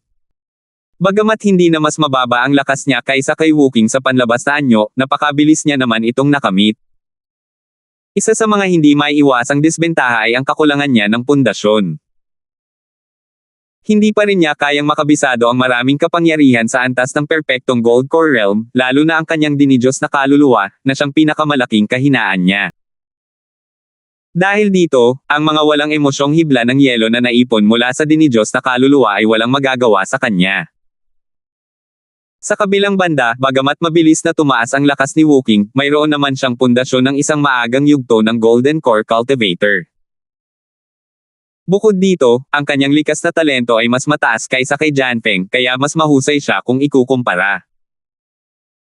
Sa sandaling ito, ang sinaunang higanting butiki na sina Wooking, Jianfeng, at Logan ay pawang nakulong sa kulungan ng yelo. Ang lugar na kasing laki ng palad ay naging isang bukas na Coliseum. Alinman sa namatay ang sinaunang higanting butiki, o silang tatlo ay sabay na namatay. Walang ikatlong resulta. Sa totoo lang, sa estriktong pagsasalita, kayang bitagin ni na Jianfeng at Logan Cage, pero hindi nito kayang bitagin si Wooking mismo. Gayunpaman, kahit gusto niyang dumaan sa Ice Silk Cage, kailangan pa rin niyang magsikap. Malinaw na hindi siya bibigyan ni Janpeng ng pagkakataong makatakas.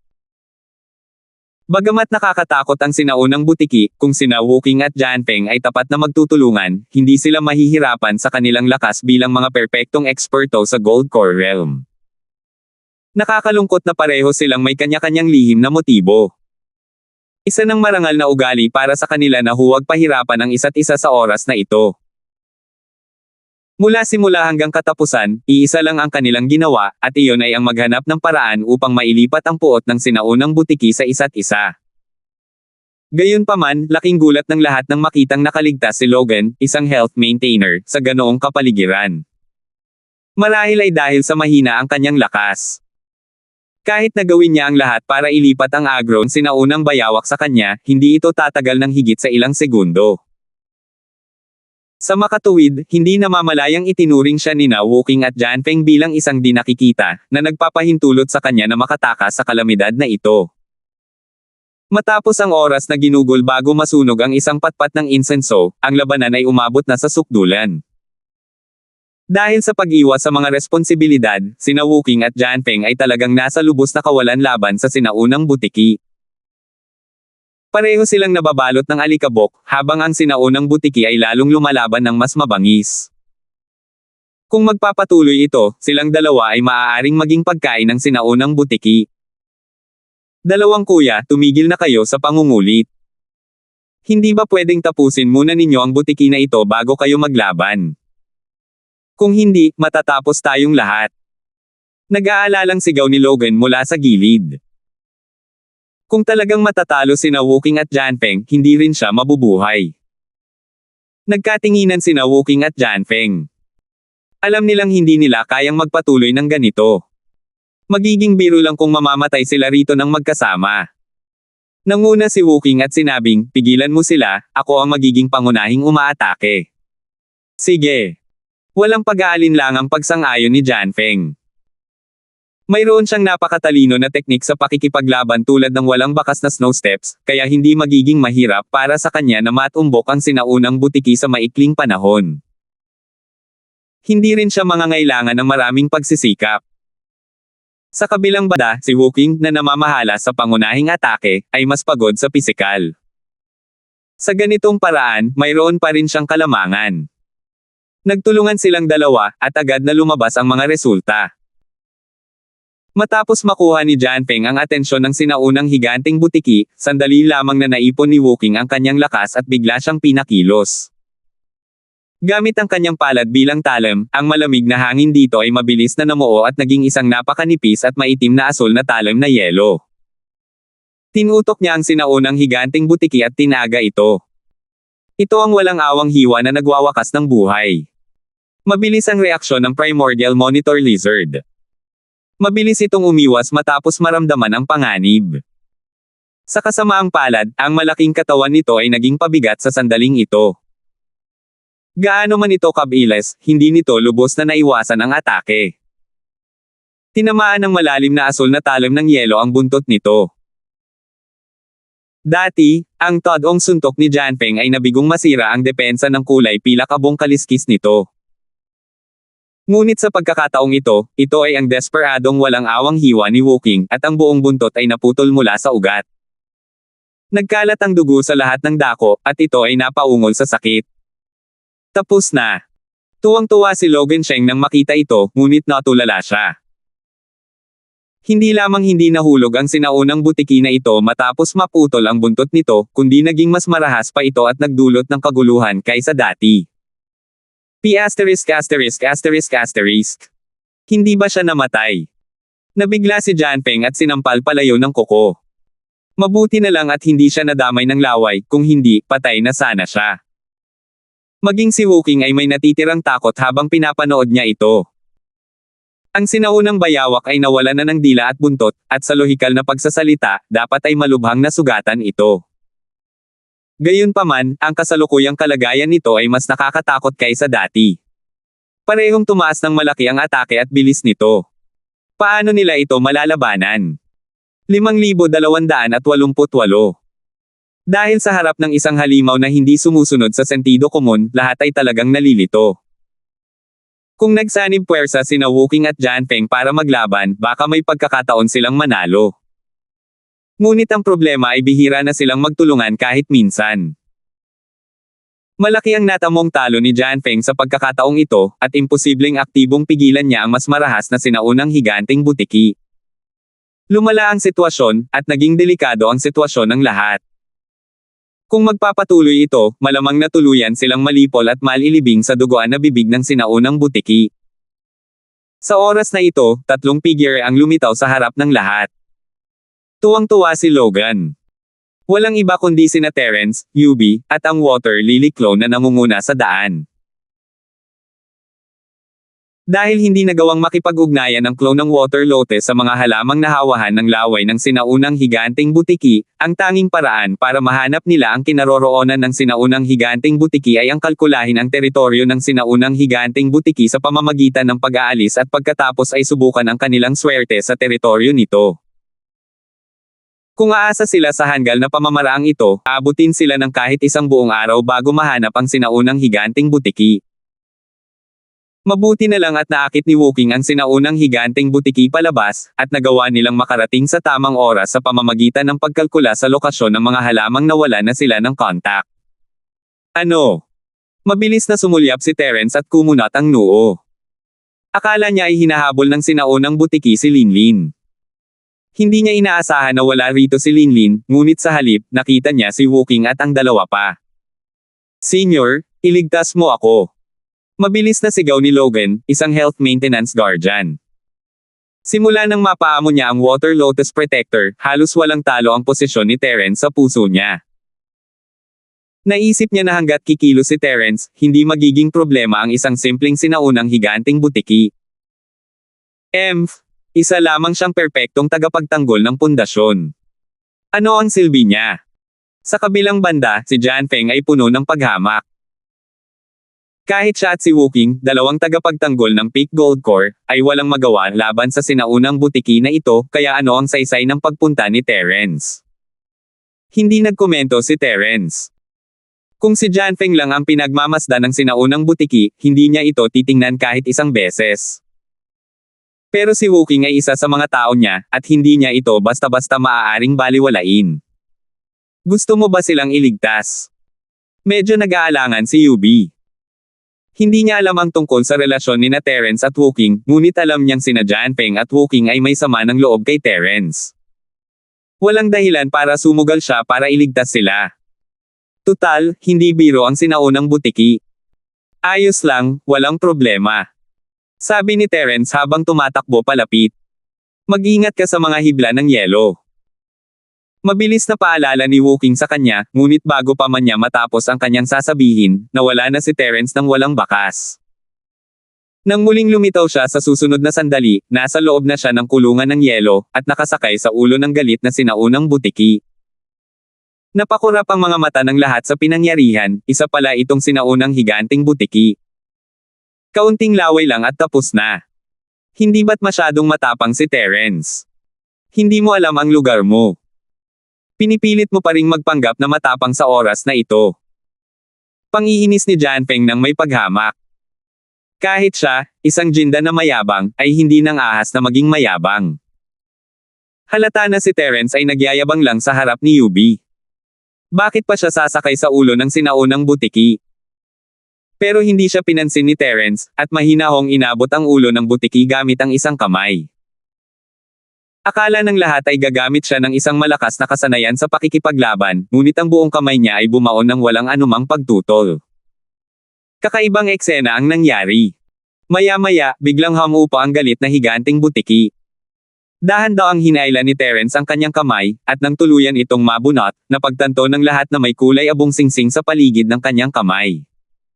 Ano yan? Hindi napigil ang magtanong ni Logan, isang health maintenance. Espiritu ng sinaunang panahon. Sabay na napabuntong hininga sina Wuking at Janfeng. Nagawa nga ni Terence na bunutin ang sinaunang espiritu ng sinaunang butiki. Napakadali lang ng buong proseso, at hindi ka panipaniwala. Tapos na, casual na inihagis ni Terence ang espiritu sa espasyo ng Jade at pumalakpak na parang walang nangyari. Hindi niya ipinahalata na parang nakapatay siya ng halimaw tulad ng sinaunang butiki, kundi parang nakapulot lang siya ng basura. Nagtinginan ang lahat, at ang buong lugar ay natahimik ng husto. Maliban sa tunog ng paglunok, walang sino man ang nakapagsalita ng matagal. Habang nakatingin sa hindi gumagalaw na sinaunang higanteng butiki sa lupa, napalunok ng malalim si Jan Feng at gulat na tumingin kay Terence, "Ikaw? Paano mo nagawa iyon?" Tumingin si Terence sa kanya at mahinang sinabi, "Isa lang yang walang utak na spirit beast, ganoon ba talaga kahirap yon?" "Napakahirap." Seryosong sabi ni Wu Qing. Parehong may parehong ekspresyon sina Jan Feng at Yubi. Totoo ngang ang sinaunang higanteng butiki ay isang napakawalang utak na espiritong halimaw. Bagamat ang individual nitong lakas ay napakalakas, ang kabaligtaran nito ay ang napakahina nitong sinaunang espiritu. Hindi kalabisan sabihin na ang sinaunang espiritu ng sinaunang higanteng butiki na ito, na nakahihigit sa karamihan ng mga masters sa dakilang bilog ng Golden Core Stage, ay hindi maihahambing sa isang ordinaryong tao. Maaaring hindi rin ito maihahambing sa isang 3 taong gulang na bata. Ngunit kahit na ganoon, ang sinaunang espiritu ay hindi isang bagay na madaling mahayla palabas. Maliban na lang kung ang sinaunang espiritu ay kusang umalis sa katawan, kung hindi, gaano man kaina ang sinaunang espiritu, hanggat nagtatago ito sa katawan, hindi ito magagapi.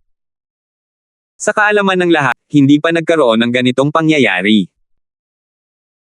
Bilang simpleng halimbawa, para sa mga eksperto sa pambihirang kaharian ng Gold Core tulad nina Wu Qing at Jan Feng, kaya nilang pumatay ng isang grupo ng mga ordinaryong tao gamit ang isang daliri, ngunit imposible para sa kanila na bunutin ang primordial spirit ng sinumang ordinaryong tao mula sa kawalan. Kahit na ito ay isang bagong silang na halimaw na may lumang kaluluwa, mahirap itong sabihin. Ang pinakamahirap na bahagi ay kung paano tuluyang puputulan ang koneksyon sa pagitan ng sinaunang espiritu at ng pisikal na katawan. Ang koneksyon na ito ay hindi mapaghihiwalay. Tulad ng kung paano ang isang tao sa mundo ay laging nakagapos ng grabidad, ang ganap na paghiwalayin ang sinaunang espiritu mula sa pisikal na katawan ay katumbas ng pagtapon ng isang tao ng direkta sa kalawakan. Sa ganoon lamang tunay na makakatakas ang isang tao mula sa grabidad. Tutal, si Terence ay isa lamang essence spirit, at wala siyang rocket booster. Gaano man siya kalakas, hindi niya basta-basta kayang maghagis ng tao sa kalawakan gamit lamang ang kanyang mga kamay. Pero naroon talaga ang katotohanan, at walang nakakaalam kung paano iyon nagawa ni Terence, pero nagawa niya naman. Ang pag-iisip pa lamang tungkol sa kahulugang kinakatawan nito ay sapat na para manginig ang isa. Maayos pa rin ang iba, si Wu Qing ay tauhan ni Terence, at si Logan Wei ay nagkukusuring magpakita ng gininto ang anyo, tinatawag ang sarili niyang nakababatang kapatid ni Terence. Si Yubi ay matalik na kaibigan ni Terence, at nabigla lamang sila sa mga pamamaraan ni Terence na sumusuway sa langit, ngunit wala silang naramdamang anumang panganib. Gayunpaman, iba si Jan Feng. Siya ang tunay na kaaway ni Terence, at paano kung gamitin ni Terence ang nakakagulat na pamamaraang ito sa kanya. 5,289. Hindi niya alam na masyado na pala siyang nag-iisip.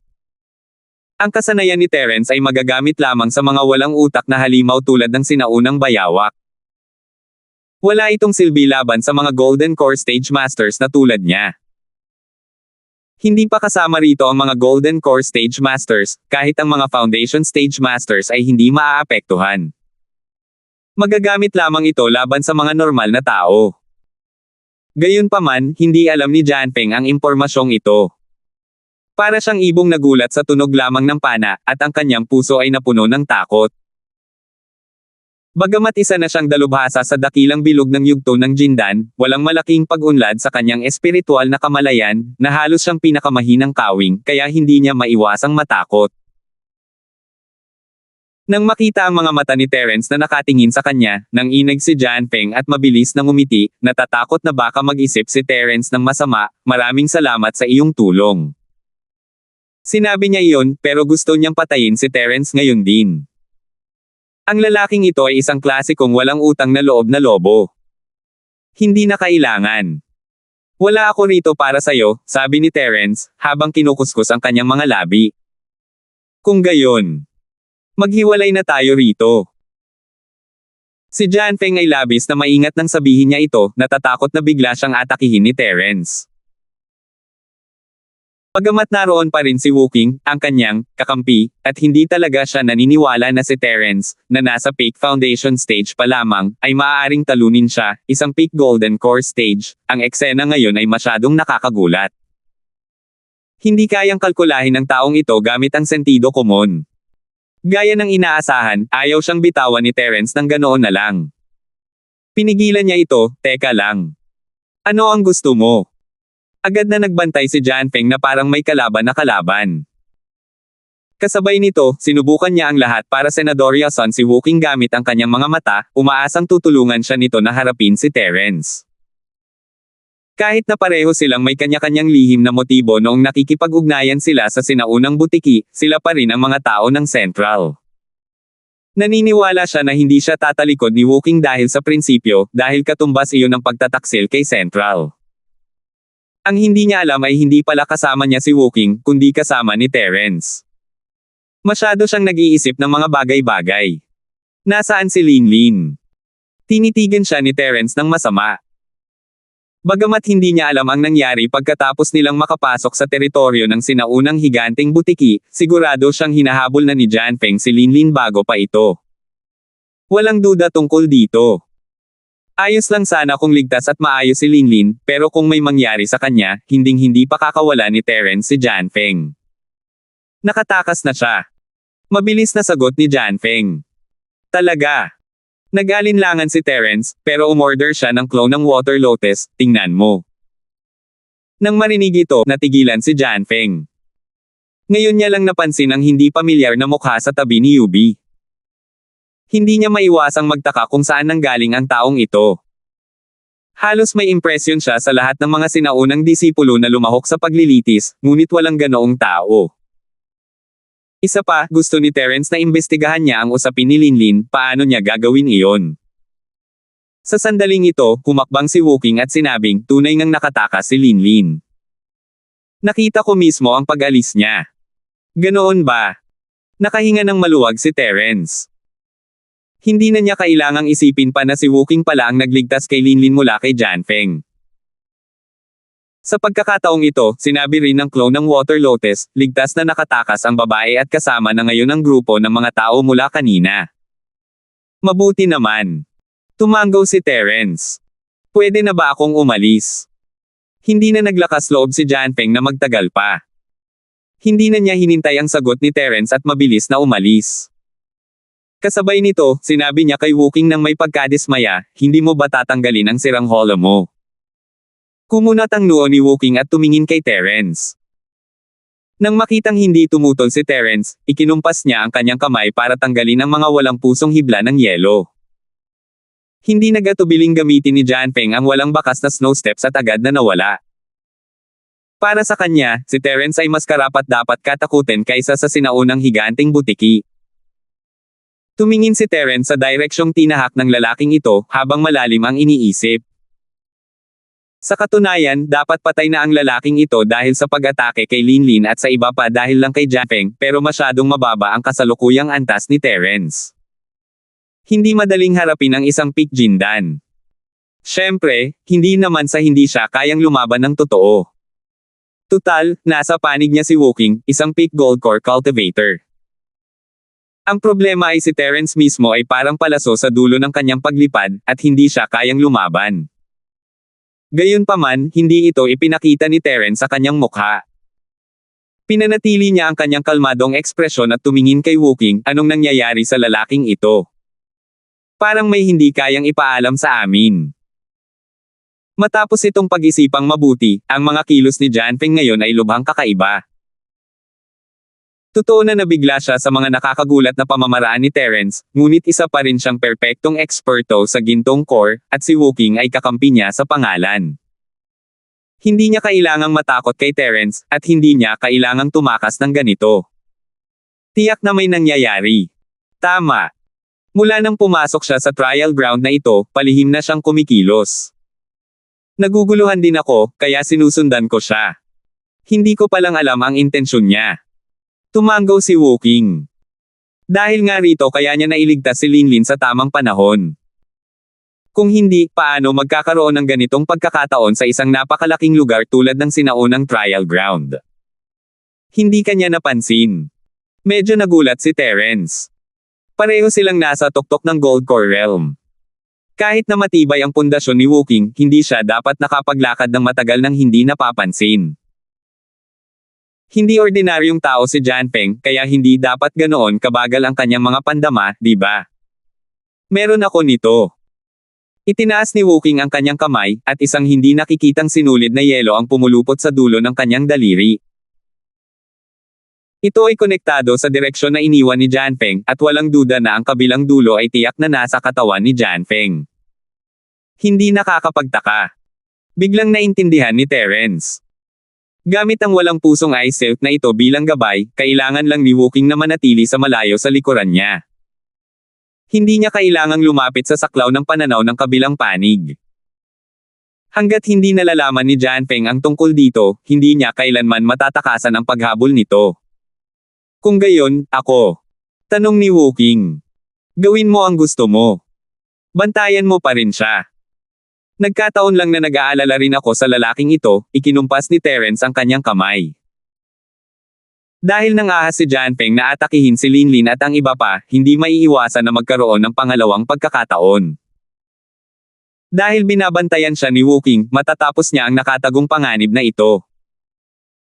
Isa pa, kung patuloy siyang susundan ni Wukong, magiging abala kung makikita siya ng iba. Sige, sabi niya. Sumagot si Wukong, ngunit hindi siya agad umalis. Sa halip, lumingon siya sa mga taong naroroon, at ang unang umalis ay si Logan Wei, na siyang pinakamalapit sa kanya. Sa oras na ito, nakatingin din sa kanya at kay Terence ang health maintenance na si Logan na may gulat sa mukha. Halatang nagulat siya sa relasyon ng dalawa. Hindi ba dapat si Wukong ang kalaban ni Terence? Bakit mukha siyang tauhan ni Terence? 5,290. Gayunpaman, ang ekspresyon ni Logan Wei ay nagbigay kay Wukong ng isang malinaw na mensahe. Ang lalaking ito ay hindi isa sa mga tauhan ni Terence, at ang relasyon nito kay Terence ay hindi pa maaaring mabunyag. Para maging ligtas, mas mabuting patayin na lang siya. Habang tumataas ang kanyang hanggaring pumatay, sumabog ang walang awang yelong aura sa kanyang katawan. Si Wukong ay palaging isang taong determinado, at hanggat hindi siya pinipigilan ni Terence, hindi mabubuhay si Logan para makita ang araw bukas. Flop! Lumuhad agad sa takot si Logan at dali-daling nagmakaawa. Junior Master, matagal ko nang hinahangaan si Senior Linford. Dahil minsan na akong nag-asikaso kay Senior Linford, gusto kong hilingin kay Junior Master na irekomende niya akong sumali sa team ni Senior Linford at isugal ang buhay ko. Ang kanyang mga salita ay makapangyarihan at nakakaantig. Hindi tanga si Logan, mapupunta siya sa impyerno kung hindi niya ipapakita ang kanyang katapatan ngayon. Ipinagmamalaki niya ang kanyang sarili ngayon lang, at tinawag ang kanyang sarili na tagasunod ni Terence, wala siyang anumang pag-aalinlangan tungkol dito. Sa katunayan, matutuwa siyang gawin ito. Tumingin si Wukong kay Terence. Nag-isip sandali si Terence at napagdesisyonan na ayos lang sa kanya na magkaroon ng isang laki bilang kanyang tauhan. Gayunpaman, hindi niya pinagkakatiwalaan ang karakter ni Logan kaya kumuha siya ng laso ni Go at inihagis ito sa kanya. Kainin mo na. Kinuha ito ni Logan at nilunok ng walang pag-aalinlangan. Alam niyang hindi ito mabuti, ngunit hindi siya maaaring mag-atubiling uminom. Kahit ano pa mang lason ito, basta't hindi niya pagtaksilan si Terence, hindi niya kailangang mag-alala tungkol sa kanyang buhay sa maikling panahon. Matagumpay na nakapasa sa pagsusulit si Logan, isang health maintenance personnel. Gayunpaman, agad na napunta ang tingin ni Wukong kay Yubi. Wala siyang pakialam kung ito man ang senior sister ng Leaf Spirit Sect o hindi. Kung hindi ito kamag-anak niya, papatayin niya ito. Nagulat si Yubi. Malinaw niyang nararamdaman ang balak pumatay na nagmumula sa katawan ni Wukong.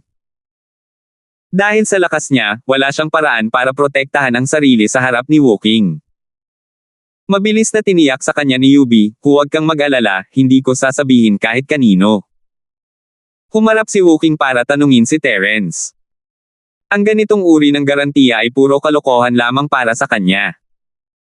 Ang mga walang kabuluhang pangako ang huling bagay na mapagkakatiwalaan mo sa mundo. Kung mabubuhay o hindi si Yubi ay hindi nakasalalay sa kung anong uri ng pangako ang ginawa niya, kundi kay Terence. Ayos lang. Kalimutan mo na siya. Ikinumpas ni Terence ang kanyang kamay pagkatapos mag-isip. Maganda ang impresyon niya kay Yubi mula sa kanyang mga nakaraang karanasan. Babae siya, pero prangka at diretso, parang tomboy. Mula sa kung paano niya iniligtas ang kalusugan ni Logan na hindi niya kilala, nakita niya na isa itong tapat na kaibigan. Dahil sa kanyang ugali, hindi siya nagkakalat ng chismis. Sa totoo lang, pakiramdam ni Terence ay mas maaasahan si Yubi kaysa kay Logan na tagapangalaga ng kalusugan. Kahit si Logan na tagapangalaga ng kalusugan, na nakainom ng lason ng go at naging tauhan niya, ay maaaring hindi kasing maaasahan ni Yubi, isang tagalabas. Nakahinga ng maluwag si Yubi at tumingin kay Terence na may komplikadong ekspresyon.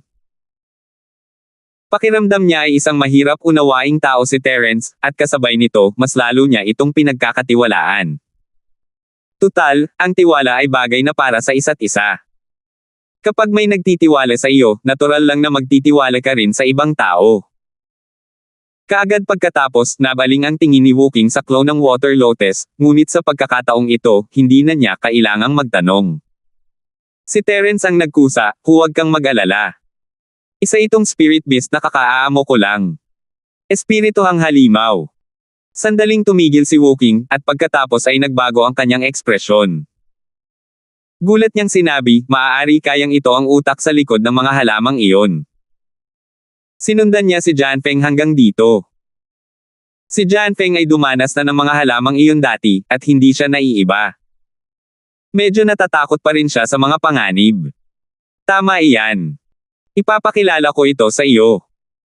Siya ang marangal na tagapagtanggol ng Water Lotus ng lugar na ito, bahagyang ngumiti si Terence. Ang tunay nitong anyo ay isang water lily. Napakabihira. Ang reaksyon ni Wooking ay eksaktong kapareho ng kay Janfeng. Hindi naman masama ang lakas ninyo ng ekspertong iyon, pero dahil hindi talaga ako umatake kaya nakatakas kayong dalawa. Kung hindi kayo mabubuhay hanggang ngayon, may paghamak na sabi ng tagapagtanggol na Water Lotus. Ito ang katotohanan.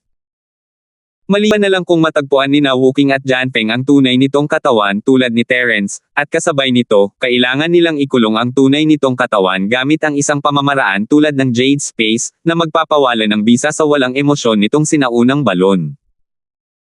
Kung hindi, gaano man karaming perpektong eksperto sa Gold Core ang dumating, wala itong silbi. Nagdududa pa rin si Wooking, ngunit mas lalong lumakas ang kanyang respeto kay Terence. Kung tutuusin, kung isasantabi ang lahat, walang duda ang lakas ng tagapagtanggol na si Lotus. Kung kayaman ni Terence na alagaan ang isang spirit beast na tulad nito, wala nang ibang makakagawa nito. Kung gayon, aalis na ako. Nagpaalam si Wooking kay Terence at aalis na sana. Sandali lang, isama mo si Logan. Hindi convenient para sa kanya ang sumunod sa akin, at nagkataon namang miyembro siya ng Snow Sword sect ninyo, kaya walang maghahinala sa kanya kung sasama siya sa iyo, utos ni Terence. Sige, sabi niya. Tumango si Wooking, sumulyap kay Logan, at sinabing, sundan mo ako ng malapitan, huwag mo akong sisihin kung mawala ako sa iyo. Oo, tiyak na susunod ako ng mabuti. Mabilis na sabi ng health maintenance na si Logan. Dahil nagsalita na si Terence, kailangan niyang sundan si Wooking kahit na ikamatay niya ito. Kung hindi, kung maiiwan siyang mag-isa, paano siya makakaalis ng buhay sa mapanganib na lugar na ito? Agad na umalis si Wooking dala ang health maintenance na si Logan, na iwan na lamang sina Terence, Yubi, at ang Water Lotus clone. Nagtanong si Yubi, ano ang sunod mong plano? Dapat ba nating ipagpatuloy ang paghahanap kay Linlin at sa iba pa, o dapat ba tayong dumiretso sa ilog ng Kamalayan? Pumunta tayo sa ilog ng Kamalayan. Papunta naman sila roon, kaya mas madali silang mahahanap doon. Pero hintayin mo muna akong gumaling, sabi ni Terence pagkatapos ng ilang sandali. Ano ang babawiin? Sandali na hindi naintindihan ni Yubi. Hindi nagsalita si Terence. Inilagay niya ang Water Lotus sa Jade Space at mapait na ngumiti, nasaktan ako. Nasaktan. Kailan iyon? Gulat na gulat si Yubi. Kasama na niya si Terence simula nang umalis sila sa pugad ng tagapagtanggol na si Lotes. Bukod sa pag-alis ng espiritu ng sinaunang higanteng butiki, hindi niya ito nakitang lumaban. Kanina lang, sabi ni Terence habang nakaupo habang nakakross ang mga binti. May lumitaw sa kanyang kamay, ito ang butil ng tubig na nakuha niya kay Kappa, na ginagamit partikular para pagalingin ang kaluluwa. Hindi maintindihan ni Yubi ang nangyayari. Mukhang relax si Terence habang kaharap niya ang sinaunang butiki, at sandali lang ito mula simula hanggang katapusan. Hindi man lang nagpakita ng anumang senyales ng pagtutol ang sinaunang butiki, kaya paano ito nasaktan? Gusto mong malaman? Tanong ni Terence habang inihilig niya ang ulo sa baso ng tubig para makahinga. Oo. Tumanggaw si Yubi. Ang pag-atake ni Terence ngayon lang ay nakakagulat sa kanya, at ngayon lang niya ito nakita o narinig noon. Kahit ang mga bagong silang na halimaw na nasa sinaunang mundo ng martial arts ay hindi pa nakagawa ng ganito noon. Kahit sino ay magiging mausisa, lalo na ang isang babaeng maraming kuryosidad na tulad niya. Salamat po at sinamahan ninyo ako, ingat lagi mga master.